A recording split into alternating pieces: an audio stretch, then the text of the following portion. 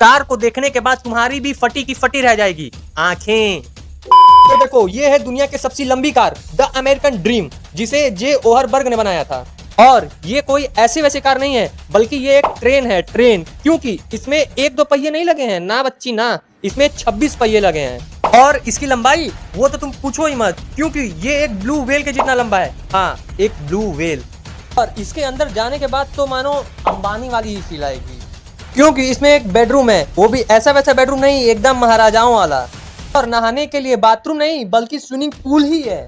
और तुम कभी बोर न हो जाओ, इसलिए इसमें एक गोल्फ कोर्स भी है। ले भैया, सबसे खतरनाक बात यह है कि ये एक चलता फिरता हेलीकॉप्टर है भाई साहब, क्योंकि इसमें एक हेलीपैड भी है।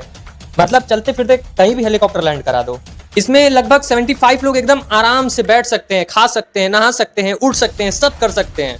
लेकिन हमारे वाली कार की तो बात ही अलग है।